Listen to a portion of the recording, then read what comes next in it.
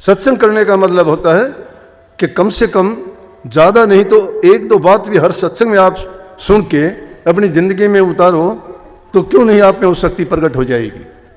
आप सभी को प्यार भरी राधा स्वामी जी। देखिए, जो आज का सत्संग का विषय है उसमें महाराज जी ने बताया कि अगर हम सत्संग में जाते हैं तो हमें सत्संग की बातों को मानना चाहिए।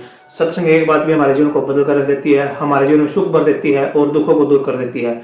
और साथ ही महाराज जी ने बताया कि जो इंसान अच्छे कर्म नहीं करता, जो इंसान अपने घर परिवार में सुख शांति नहीं रख सकता, वह व्यक्ति कभी आगे नहीं बढ़ सकता, उसका परिवार कभी सुखी नहीं हो सकता। जो व्यक्ति अपने अंदर संस्कार नहीं भरता, अपने बच्चों में संस्कार नहीं भरता, उस व्यक्ति का जीवन बिल्कुल जीरो है, अर्थात व्यर्थ है। अगर हमें अपने जीवन को सफल करना है, अपने जीवन को आगे बढ़ाना है, तो हमें गुरु की बातों को मानना चाहिए, सत्संग को मानना चाहिए। सत्संग की बातों को मानकर हम जितना आगे बढ़ेंगे, हमारा जीवन उतना ही निखरता जाएगा। और साथ ही सतगुरु महाराज ने बताया कि व्यक्ति का सत्संग के प्रति क्या कर्तव्य है और सत्संग किस तरह उसके जीवन को सुधार सकता है। तो चलिए आपका कीमती समय सत्संग को शुरू करते हैं। कृपया सत्संग को पूरा सुनकर पुण्य भागीदार अवश्य बनिए। राधा स्वामी। मलुकदास जी हुए हैं, बहुत बड़े उच्च कोटि के संत हुए हैं। मस्त रहते थे, लोग बहुत आते थे, आशीर्वाद लेते थे, दर्शन करते थे, सत्संग सुनते थे। उनके विचारों की शुद्धि, आत्म शुद्धि, मन की शुद्धि सब गुरु के दर्शन करने से, उनके उपदेश सुनने से और उनकी शिक्षा को अपनाने से बहुत लोगों का जीवन सुधर गया था। लोग उन पर विश्वास करते थे, बहुत उनसे प्यार करते थे, आदर सम्मान के साथ पेश आते थे। एक बार क्या हुआ, काफ़ी दिन से बरसात नहीं हुई। बरसात नहीं हुई, लोग इकट्ठे होके जाके कहने लगे कि महात्मा जी बारिश नहीं हुई, बारिश के बिना हमारी तो हालत बहुत ख़राब है, हमारे पास कुछ भी नहीं बचा है। अगर ऐसी हालत रही तो हमारे तो लाले पड़ जाएंगे, खाने के लिए कुछ नहीं होगा। अब मलुकदास भी उनकी बातों को सुन के कहने लगे, भाई मालिक की रजा है, ये प्रकृति की शक्तियाँ हैं, उन्होंने जो नियत कर रखे उनके अनुसार काम होता है, वो कृपा करेंगे, जरूर करेंगे। बोले नहीं जी, बारिश आपको करवानी पड़ेगी। अब इंसान का जो सहारा होता है, जिसको सब कुछ मानता है, वो सोचता है कि मैं उनके पास जाऊंगा तो अवश्य वो मेरा काम कर देंगे। पलटू साहब ने इसीलिए कही है कि वैसे तो कमी नहीं है, संत जो चाहे कर सकते हैं, लेकिन संत उस सिद्धांत को मानते हैं। वो जानते हैं कि मालिक की रजा क्या है, वो उनकी रजा में दखल नहीं देना चाहते।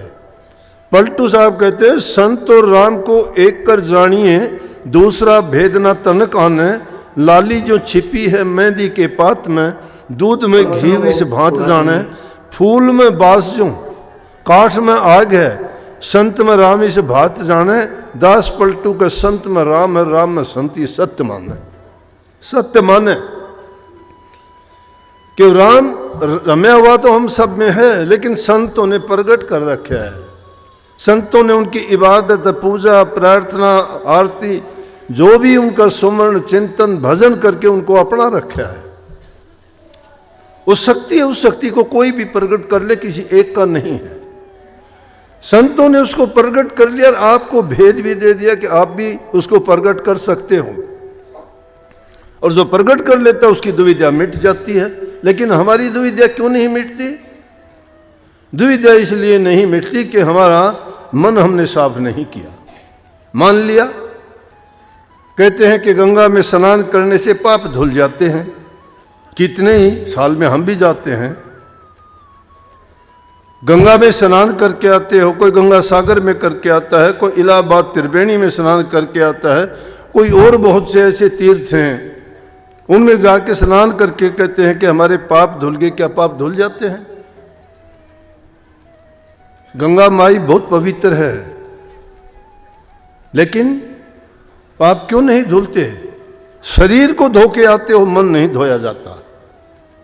सत्संग भी वो गंगा है जिसमें अगर तुम सच्चे मन से पूरे विश्वास के साथ अगर आते हो और उन वचनों को मान के अपने हृदय में उतार के उन पर चलते हो तो तुम्हारे सब पाप धुल जाएंगे।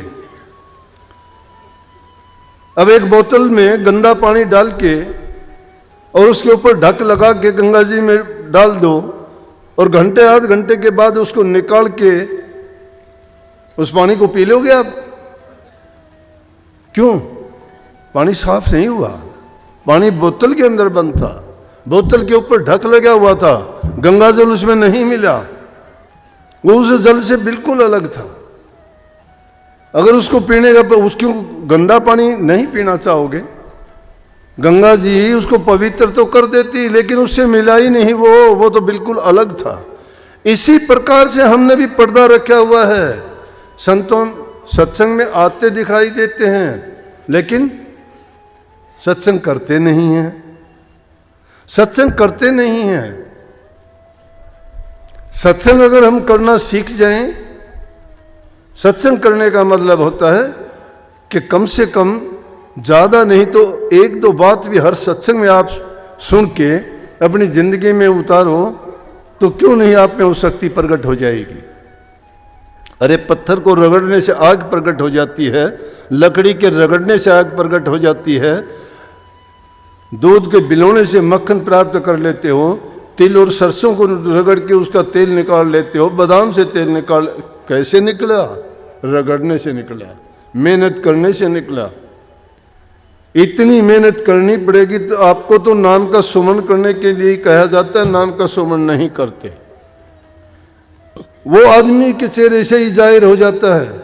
मैं कहता हूं जब तुम भजन में लग जाओगे और जो ही प्रभु नाम का सुमन करोगे, जो आपको मंत्र दिया गया, गुरु मंत्र जिसको हम बोलते हैं, नाम बोलते हैं, उसको शिक्षा दीक्षा कहते हैं, उसका अगर एकाग्रचित होके तुम भजन करो, ध्यान करो, उसका अभ्यास करो, तो ये दुविधा मिट जाएंगी। अंतरात्मा तब शुद्ध होगी, मन तब शुद्ध होगा, मन की बुराइयां उससे बाहर निकलेंगी। वो बाहर की चीज तो तुम जल से साफ कर लोगे, सोडा साबुन लगा के साफ कर लोगे, लेकिन मन की सफाई तो प्रभु के नाम के बिना, उस मंत्र के बिना नहीं हो सकती।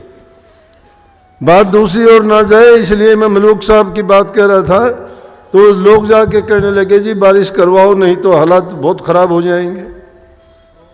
अब महात्मा जी कहने लगे देखो भाई, खुदा की रजा में मैं दखल नहीं दूंगा, ये गलत है। जो मालिक चाहता है मैं उससे उल्ट करवाना चाहूं तो मेरी पेश भी नहीं चलेगी, और वो अगर मान भी ली तो वो चीज अच्छी नहीं रहेगी, उसमें फायदा नहीं होगा। लेकिन ज्यादा जिद करिए तो कहने लगे अच्छा भाई अगर ऐसा ही है तो यूं करना, कल सुबह आप लोग आ जाना और सब मिल के चलेंगे, गांव से बाहर बैठ के प्रार्थना करेंगे, उनकी मौज होगी तो हमारी पुकार सुन लेंगे। सबको ऐसा बोल के और अगले दिन की तैयारी कर ली। सुबह को जब सब इकट्ठे होकर गांव से बाहर निकल के जाने लगे और चले गए, उनका एक शिष्य था मलुक साहब का, इतनी देर में वो आ गया। वो कहीं बाहर गया था, पीछे से आया तो उसने देखा कि डेरे में कोई नहीं है, गांव में भी लोग। पूछा कि भाई कहाँ क्या हुआ, ऐसा कहाँ है गुरुजी, कहाँ ये गांव वाले गए? बोला कि इस तरह से बात थी और लोगों ने उनसे दरख्वास्त की कि बारिश करवाओ, और आज वो सब के सब गांव से बाहर गए हैं कि मलुक साहब कहने लगे प्रार्थना करेंगे मालिक से। उन्होंने बहुत जिद की तो उनको जाना पड़ा, और बारिश उसी टाइम वो कहने लगा गुस्से में भर के, बोला कि इंद्र की ये मजाल कि वो बारिश ना करे। मैं देखता हूं कि इंद्र कैसे नहीं करेगा कि उसको वहां से धड़ाम बेची इंद्रपुरी से यहां ला के नहीं पटक दूं जमीन पे। और इतनी बात कहनी थी कि धड़ाधड़ वो तो मैदान में भी नहीं पहुंचे थे, और इस बात को देखते ही बारिश होनी शुरू हो गई। ये अतिशोक्ति की बातें नहीं हैं, ये घटनाएं हुई हैं, ऐसी सच्ची घटनाएं हुई। उसी टाइम बारिश होनी शुरू होगी। वो पहुंचे भी नहीं थे तो रास्ते में कहने लगे भाई हम तो पहुंचे भी नहीं, बारिश शुरू होगी, ये क्या हुआ? जब मलूक साहब को पता लगा कि इसने ऐसा किया है, कहने लगे यहाँ कि तूने बहुत बड़ा पाप किया है। ऐसे काम करके बड़े नहीं होते कोई। जो उसे मालिक की शक्तियां हैं उनको अपने काम करने देना चाहिए। कभी आंधी तूफान आते हैं, कभी बाढ़ आती हैं, कभी दुर्भिक्ष पड़ते हैं, कभी और तबाहियां आती हैं, ये हम नहीं लाते, ये कुदरत स्वयं लेके आती है। और वो किस लिए लेके आती है कि उसको सारी व्यवस्था देखनी है इस दुनिया की, कि कहाँ कहाँ के जीवों के लिए क्या क्या इंतज़ाम और प्रबंध करना है। हमारी बुद्धि वहाँ तक नहीं जाती, हमें वहाँ तक सोचने की ज़रूरत नहीं। इसलिए कबीर साहब उस बात को बहुत थोड़े में समझा के कहते हैं कि अरे मन मूर्ख, गुरु के ज्ञान के बिना तू कहाँ जाएगा। वो 4 घाटियाँ हैं, कौन सी घाटी से निकलेगा बता दे मुझे। 84 लाख योनि की हैं और उन घाटियों में से जाएगा, पता है क्या होगा। कभी तो तू बंदर का जन्म लेके आएगा, तेरे गल में रस्सी डाल के तुझे नचाया जाएगा 2 टुकड़े के लिए, तू टुकड़ा मांग मांग के खाएगा और गुलाम बन के रहेगा। वो तुझे इंसान से बंदर की योनि में गया था। कभी तू बैल की योनि में जाएगा, बोझा ढोएगा, तेरे को चारा डालेगा नहीं डालेगा, लेकिन तेरे शरीर पर जब उसकी लाठियां बरसेंगी तुझे पीड़ा भी होगी, भूखा भी रहेगा और उसका बोझा भी ढोएगा, कितनी तकलीफ होगी। क्या तू ये सब कुछ सहने के लिए राजी है?